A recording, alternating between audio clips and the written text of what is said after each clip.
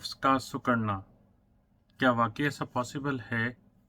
अगर पॉसिबल है, तो क्या इसका इलाज भी मुमकिन है? क्योंकि आजकल बहुत ज़्यादा मेरे पास केस रिपोर्ट होते हैं ऑनलाइन कि जी हमें ऐसे लग रहा है जैसे हमारा लिंक या नफ्स छोटा होता जा रहा है, उसमें श्रिंकेज होती जा रही है। सबसे पहले तो क्या ऐसा पॉसिबल है? अगर पॉसिबल है तो उसका इलाज क्या है? उसके असबाब क्या हैं? आज की वीडियो में ये सारा टॉपिक मैं कवर करूँगा। सबसे पहले मैं अपना तारुफ करवा दूँ। मैं doctor Abdul Aleem Sajid, working as an fertility specialist. आज की वीडियो में मैं सबसे पहले बताऊंगा कि नफ्स सिकुड़ता क्यों है, उसके सिकुड़ने की मेन वजूहात क्या होती हैं। जितनी भी वजूहात होंगी उनको ब्रीफली बताऊंगा।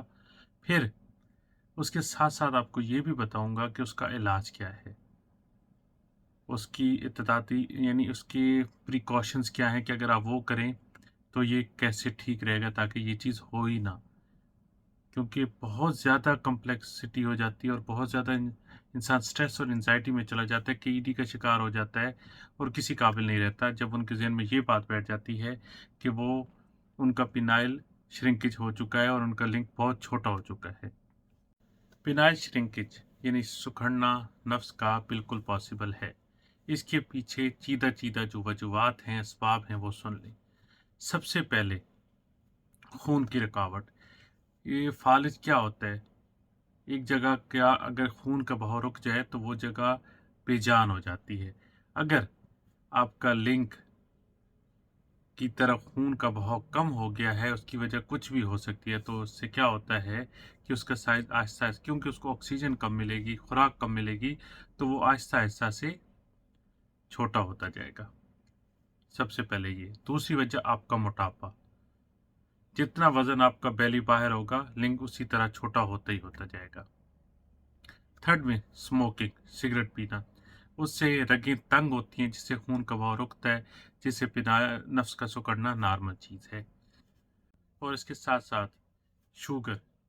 अगर आपके खून में शुगर की मिकदार, कार्बोहाइड्रेट्स की मिकदार अगर ज़्यादा है तो वो आपका टेस्टोस्टेरोन भी कम करती है, आपके ब्लड की रुकावट भी बनती है, जिससे दो मेन साइड इफेक्ट, क्योंकि हार्मोनल इम्बैलेंस से भी आपका पिनाइल श्रिंकेज होता है।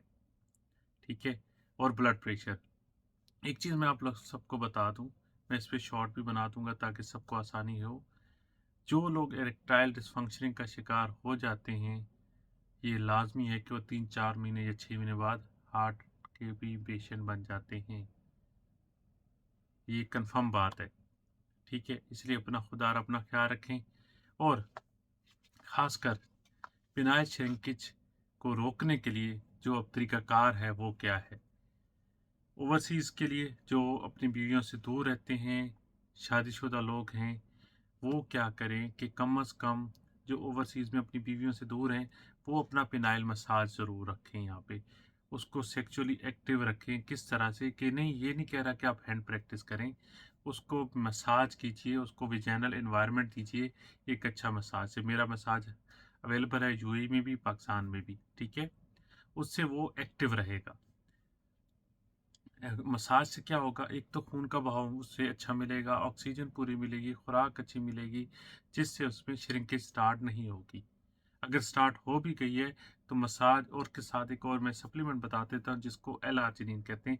लेकिन इस मकसद के लिए आपने एल-आर्जिनिन जो लेना है वो 3000 पर डे लेना है, याद रखिएगा। फिनाइल श्रिंकेज को ख़त्म करने के लिए और इंस्टेंट एनर्जी के लिए आपको जो एल-आर्जिनिन यूज़ करना है वो 3000 पर डे लेना है। ठीक है। वो बहुत अच्छा ब्रांड फोर्स फैक्टर का अवेलेबल है और बहुत इकोनॉमिकल है। 150 दिरहम का 5 मंथ का पूरा कोर्स मिलता है। यानी आपने इसमें दो ट्रीटमेंट के साथ चलना है, एक बाहर से भी और एक अंदर से भी। यानी टू वे ट्रीटमेंट होगा जिससे आप बहुत जल्द रिकवर कर जाएंगे और हमेशा हमेशा के लिए रिकवर कर जाएंगे। ठीक है। तो मकसद ये है कि इस दो ट्रीटमेंट से क्या क्या फ़ायदा मिलेगा। आपका पिनाइल मसाज आप बाहर से करेंगे तो उसको खून का बहाव जो रुकावट होगी वो ऐसा ऐसा से खुल जाएगा और नॉर्मल सी अपने जो पुराना एक नॉर्मल उसका जो साइज है उस पर वापस आ जाएगा। क्योंकि रुकावट होती है खून की मेन, उसी से मसले बनते हैं या हार्मोनल इम्बैलेंस होता है। वो एल-आर्जिनिन आपका हर चीज़ पूरी कर देगा। ठीक है? हाँ, अगर मिसाल के तौर पे उसमें अगर एक केस आता है कि अगर हम हार्मोन इम्बैलेंस देखते हैं, उसमें टेस्टोस्टेरोन कम है, तो हम उसमें ज़िंक ऐड कर सकते हैं, क्लोमिड ऐड कर सकते हैं, जिससे वो चीज़ भी रिकवर हो जाएगी, तो आपका हर मसला हल हो जाएगा।